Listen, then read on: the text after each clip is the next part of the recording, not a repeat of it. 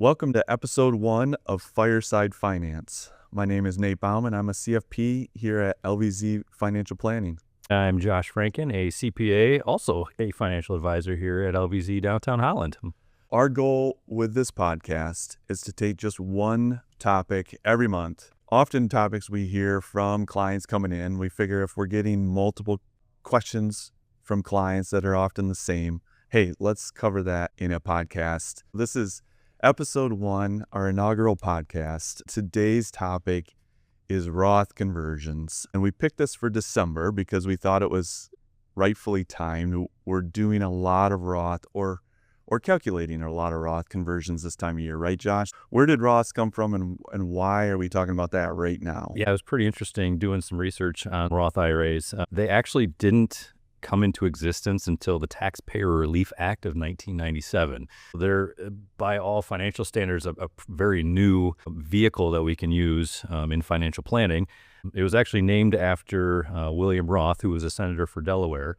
And, you know, Nate, you and I were talking yesterday about where tax rates have been in the past and where they are now. If we go back to the 30s, the 40s, the 50s, I mean, the top tax rate was 90%. So if you were making top dollar here in the U.S., you were paying 90% of that to the federal government. Having pre-tax traditional IRAs, 401ks was great because you were saving that amount of tax right on the front end.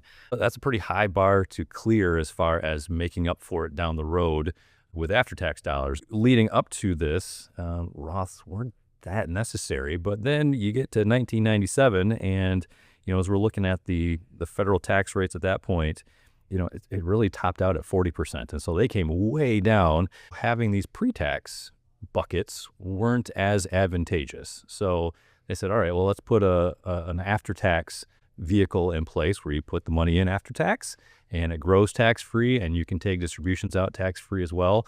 In addition to that, you don't have those pesky required minimum distributions that you have to take once you're in your 70s. So a pretty cool thing that was established only in 1997. And of course, Congress says, well, we're trying to encourage savings, but the other thing Congress really likes is their money up front, right? And Absolutely. So part of this was, if this is post-tax money that you're getting, that means the government's receiving their tax receipts earlier. They like their taxes up front. So it's a way for the government, too, to spread their tax bill a little bit. Roth IRA, the government gets their tax up front. The traditional IRA, they're pushing their tax out later in their years until you're taking distribution from those IRAs. Mm-hmm. They started in 97, but at the time, to do a Roth conversion, which is what we're talking about today, mm-hmm. your AGI had to be under 100,000. Mm-hmm. So you could contribute to the Roths, which they did for years, and you could also convert. So this converting, to kind of level set here, converting is when you're taking money from your traditional IRA and you're moving it to your Roth. When you do that, you're taxed on that money when it's going across. Well, early on, you had to have AGI under 100,000 if you wanted to convert. In 2010, Congress said, all right, we'll uncap that. It doesn't matter what your AGI is. You can convert at any level, which then I feel like the floodgates kind of opened on Roth conversions. Mm-hmm. So we touched on it a little bit here a minute ago, but what is technically a Roth conversion? But when we say we're doing a Roth conversion for a client, or if a client asks us and says, hey, I've heard, our friends or family are doing Roth conversions. What am I missing here? Yeah, that's what we're talking about around the fire, right? What is it? What's technically a Roth conversion? And really props to you guys for talking about Roth conversions around the fire. I mean, that is good. Isn't that what most people do? I mean, that's what I do, and so I'm assuming that's what everybody does, but maybe not. Anyway, so these Roth conversions. So again, we're looking at your traditional IRA balance. That could be money that came in from a 401k from an old employer, or money that over time you've just contributed to these traditional IRAs. Again, you got the tax break up front for it, but you're really hoping to convert that so that it can now grow tax-free and you can take distributions out tax-free. So what we're doing is we're taking a look at the balance of these traditional IRAs that you have. We're taking a look at the taxable income that you have, and saying, all right, how much wiggle room do we have before we breach higher tax rates to move this money from the traditional IRA bucket over to the Roth IRA bucket? Because by doing that, every single dollar that you convert is going to be taxable income in the year that you convert it. So we do have to be very conscious of those tax rates. Oftentimes, I'm looking at somebody's tax situation saying, all right, how much room do we have in the 12% tax bracket? Because right now, the tax brackets are 10%, 12%, and then there's a big jump from 12 to 22, 24, and then from there it goes 32, 35, 37. So there's these spaces that you really want to stay within, because otherwise you're hitting an extra 10% on your tax rate. So trying to fill up that 12% income tax bucket by moving a certain dollar amount. So we're taking a look at how the year has gone as far as your wages are concerned, as far as your capital gains, your dividends, your interest, your previously received taxable distributions from IRA accounts, because that's obviously all going to contribute to that taxable income, and saying, all right, how much do we have between what you've already received and the $98,000, which is the cap on that 12% tax bracket? How much then do we have to fill up with these conversions? And so that's usually what drives the conversation and the amount that we will decide to convert. Now, some people are actually completely fine dipping their toe into the 22 or the 24% tax bracket, especially if they're on their younger end, because that means that they have a lot of time to have that money in that Roth IRA once it's been converted, growing tax-free, and then good to go for future tax-free distributions. And so really, the younger you are when you are doing these, the more you can handle as far as paying that tax up front, because you'll just have more time on the back end to make up for the taxes that you've paid.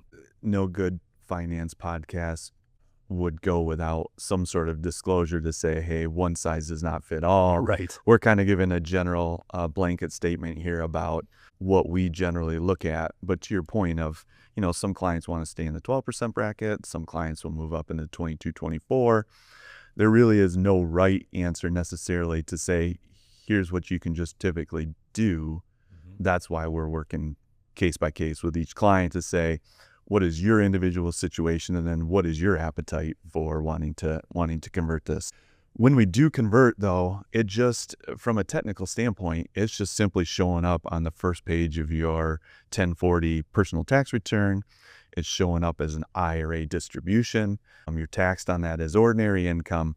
And then at the end of the year, the custodian will just send over 1099 as normal, reporting whatever amount it was that you converted that over to the Roth. Once it's in the Roth, it's fair game. And that maybe brings up another podcast in the future of what are Roths and what are the distribution regulations on Roths and certain things. That's certainly not what we're covering here in Roth conversion. So we're basically taking the tax liability now in exchange for tax-free in the future. Correct. One other thing, obviously that's a big piece of this. That's actually a cool thing about LVZ here, and the tax expertise that we can bring to the table with the team that we have is obviously there's a tax component to this that we need to make you aware of as we are converting these funds, because every single dollar that we convert is going to be taxable income to you in that year. And so we also have to do some tax planning as a result of that, so that when your tax return is completed in the spring, you are not caught completely off guard with a huge tax bill, or at least you knew that it was coming if we were able to fit it within the correct parameters of what we have paid in throughout the year. So part of the tax planning process that we go through as we are doing these conversions is to also say, all right, well, what's the cost? What's the tax cost of this? And how do we get enough paid into the IRS and possibly to the state of Michigan as well, so that you don't get hit with underpayment penalties or you don't have a big tax bill. So we're either having additional money paid in at the end of the year as in federal withholding, or we're able to prepare some quarterly estimated payment vouchers for you, because that last fourth quarter estimated payment doesn't have to be in until January 15 of the following year. And so we do have some time to get those in so that you do get the cash paid into the IRS. Because like you said, Nate, the IRS wants their money in a timely fashion. They're not just going to let you accrue this huge tax bill and wait until your tax return to pay it. They do want it periodically throughout the year. So we got to make sure that we are doing that appropriately and prudently as we are doing these conversions. And for our team here, this, as you said, this is really just a piece of the whole tax planning that we do. And it gives us a good opportunity here at the end of the year to look over all the other things of capital gains and dividends and IRA distributions and RMDs. There's a number of things we're reviewing. And when we look at Roth conversions, there's certainly times where we say, hey, this just doesn't make sense this year, and we won't do a conversion. But it is a good tool to have, and we have seen them being used quite often. Absolutely. So, all right, so we talked about what the history of Roth conversions are, or at least Roths, and we talked about what kind of the technical piece of converting from a IRA to a Roth IRA looks like. So then let's finish up with, why do we recommend these to clients? Where are clients going to see these in their financial plan?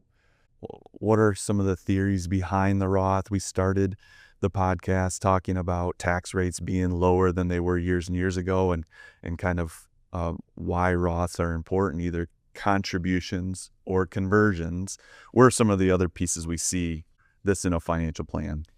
Well, I mean, having the tax flexibility of having Roths in your financial plan is huge. You know, one of the things that I will often plan for in the financial plans that I put together for clients is, you know, big vehicle purchases. So again, if we're looking at kind of the needs, the wants, and the wishes of these financial plans and what people would like to see in them, big vehicle purchases is often one of the things that lands in the needs bucket. And that's a big ticket item that in any particular year, if you need to buy a new car, well, that's going to be what, $40,000, $50,000, $60,000 if you decide to pay cash for it. And if you only have these pre-tax traditional IRAs or 401ks to pull from, well, that's 60 grand of taxable income that you have to pay out in that particular tax year. And that has some pretty big impacts when it comes to the Social Security income that maybe you're bringing in, or the capital gains tax that might be at 0%, or this might push it into the 15% bracket.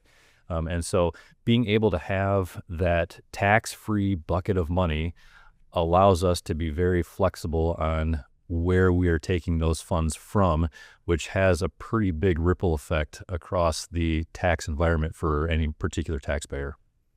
And I feel like that's one of the things that we see oftentimes when new clients come to us later or closer to retirement, right? So we'll have a new client come in who's 2 years from retirement, says, hey, how am I looking? Am I ready to go?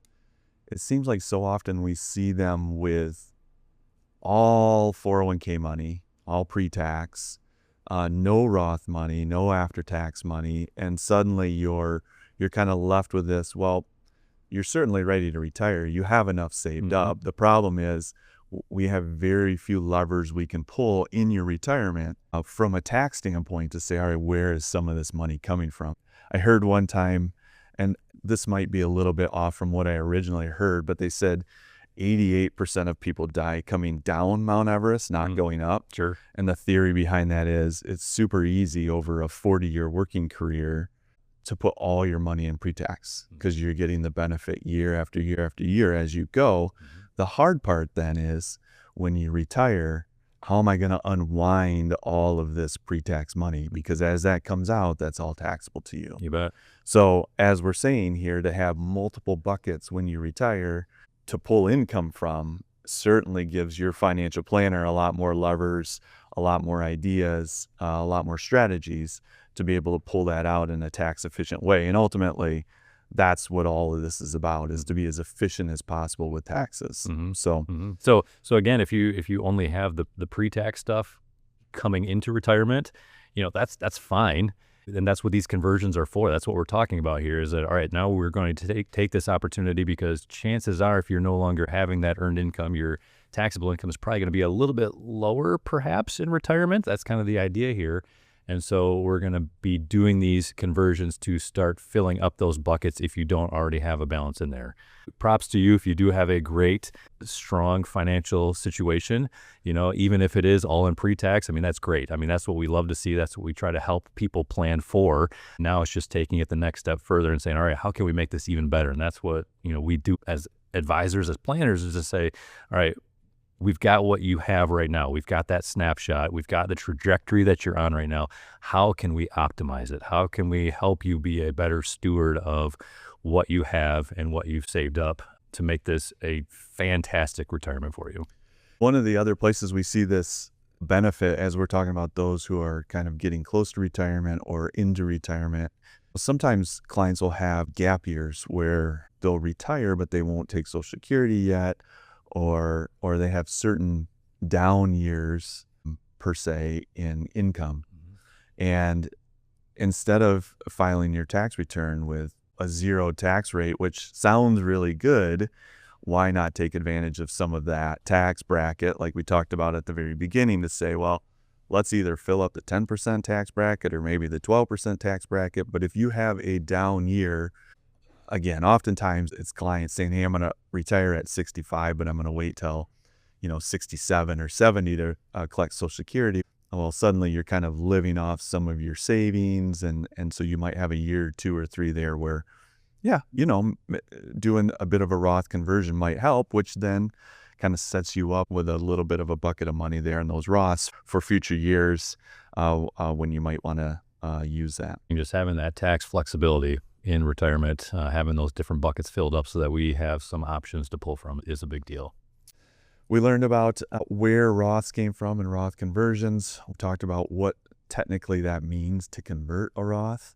And then we touched briefly on where those show up in clients' financial plan, where they may see us come to them and say, hey, this might be an option for you, or here's where we're going to kind of take advantage of these Roth conversions. So when we bring that up, this isn't going to surprise clients anymore. Josh, as we formulated some ideas on this podcast, and this being our inaugural episode 1, which has been fun, we talked about saying, hey, how do we want to finish up these podcasts? And we said, all right, one of the pieces was, what are you talking about around the fire, right? And so that's our way of saying, what are you listening to? Is there a music recommendation you have for listeners, a podcast, a concert you've been to? What's on your Christmas list? What's on the Christmas list? Movie recommendations, restaurant recommendations. So, Josh, I got mine, but you got your what? I got what I'm talking about around the fire. Is it Roth conversions? Because that's what it should be. So it is not Roth conversions, much to the delight of my children who we try to teach these things too, but are not impressed. So speaking of that though, that's mine for this month is our household has now purchased a record player. Oh. We have jumped on the vinyl bandwagon here and a couple of the early records. So last night was, well, actually today, but we celebrated last night, was my younger daughter's 14th birthday. And for her birthday, she got the Beatles' White Album. Oh.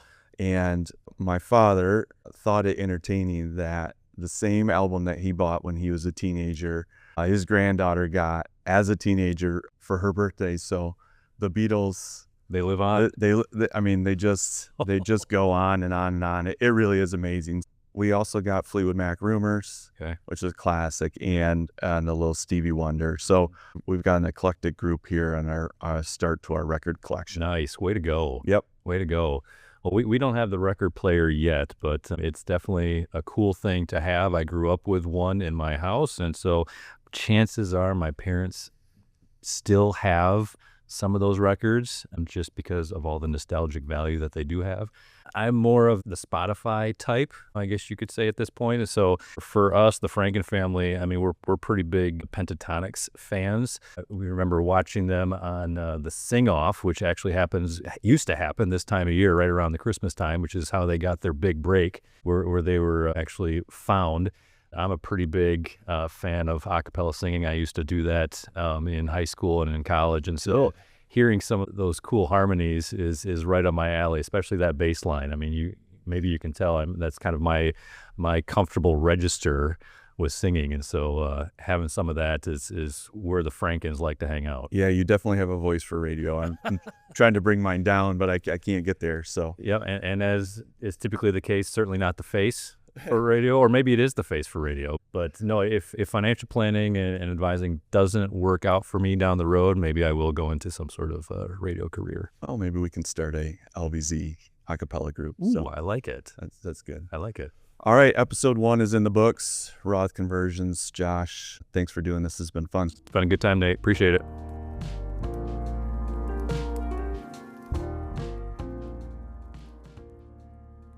Past performance does not determine future results. Securities offered through Harbor Investments, Inc., member FINRA SIPC. Investment advisory services offered through LVZ, Inc. LVZ, Inc. is a federally registered investment advisor. This content is for informational purposes only and is not intended as financial planning or tax advice. Please consult a qualified professional regarding your specific situation. To learn more about our team of financial professionals, please visit lvzinc.com.